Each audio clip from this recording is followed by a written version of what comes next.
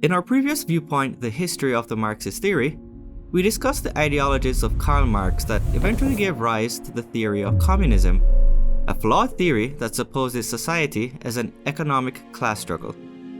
We concluded that communism, and by extension Marxism, is an extreme form of governmental control that, according to historical examples, never ends well for society. We also established that Marxism and Neo-Marxism live on today. But how so? How is it still prevalent today? Let's take a close look at one of these Neo-Marxist philosophies, post-modernism, and reveal the Marxist narrative in disguise.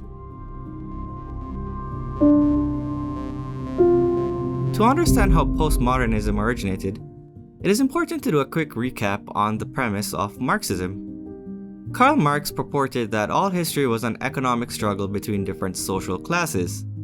On one side, there is the working class, the poor, the proletariat. On the other side, the capitalist class, the rich, the bourgeoisie. There was no middle class, as the economic circumstances would inevitably create such a divide that they would fall into the working class and become poor. As such, the prediction of Marx would see the group of working class increase as they are continually oppressed while the capitalist class decreases. The wealth would then be controlled by an elite few by controlling the means of production. Communism was therefore the solution to a supposed problem. However, to the dismay of the Marxist intellectuals, the opposite was true. Capitalist nations were thriving. The working class was decreasing while the middle and capitalist classes were increasing, even after World War I and the Great Depression. Over 100 years after the Communist Manifesto was published, around the 1950s, the damning truth came to light after the crimes of Stalin were admitted by Nikita Khrushchev and the public display of brutality in Hungary in 1956. Marxism was an utter failure.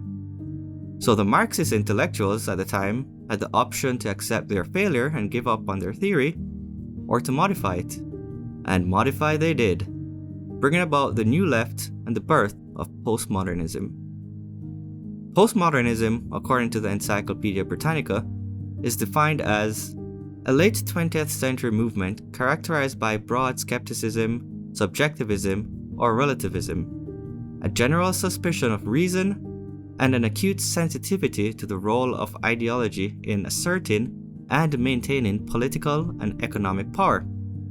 In the 1980s and 90s, academic advocates on behalf of various ethnic, cultural, racial, and religious groups embraced postmodern critiques of contemporary Western society, and postmodernism became the unofficial philosophy of the new movement of identity politics. Let's break that down into simpler terms. Society was run by the generally accepted principle that reason, truth, and knowledge were fundamental. The postmodernists, however, cast doubt on this and viewed these principles with skepticism. Now I'm getting ahead of myself here, but you see this in action when Ketanji Brown Jackson was asked what a woman is, and she, being effectively asked to describe herself, retorted with, "I can't, I'm not a biologist." In addition to their skepticism, it is believed that your identity is group fostered rather than individually developed. As such, these groups are characterized as either the oppressed or the oppressors, a transformation of the terms Marx coined as the proletariat, being the oppressed, and the bourgeoisie, the oppressors. This idea is typified by the postmodernist disdain for traditional Western culture and civilization. In fact, Jacques Derrida, a French philosopher known for his work on deconstruction and an intellectual of the postmodern world, admits it as a transformation of Marxism.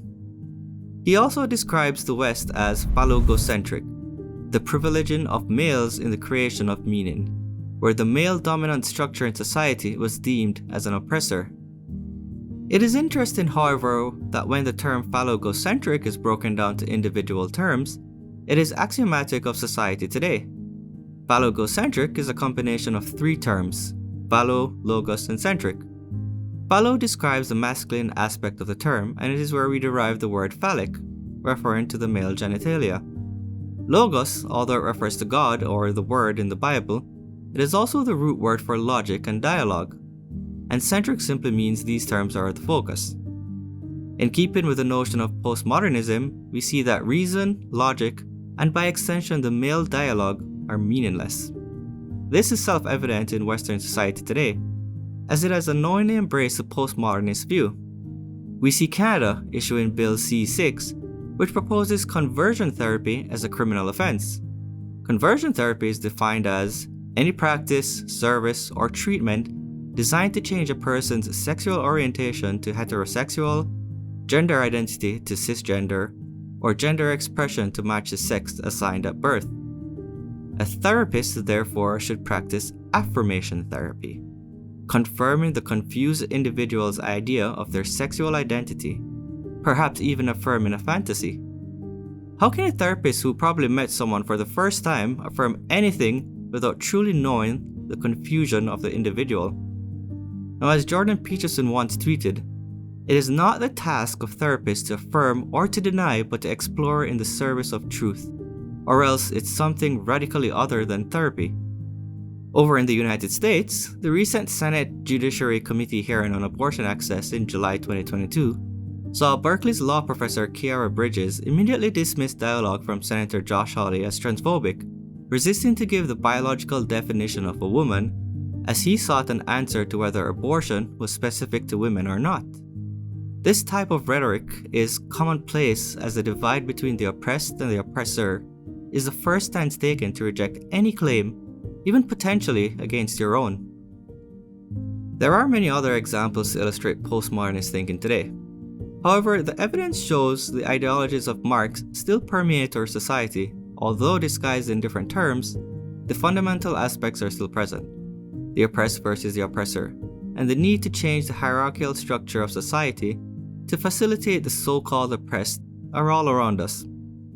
Despite numerous pieces of evidence to show Western culture and civilization before postmodernism was flourishing, society seems to be drawn to support the perceived underdog, regardless of logic and without concern for the consequences.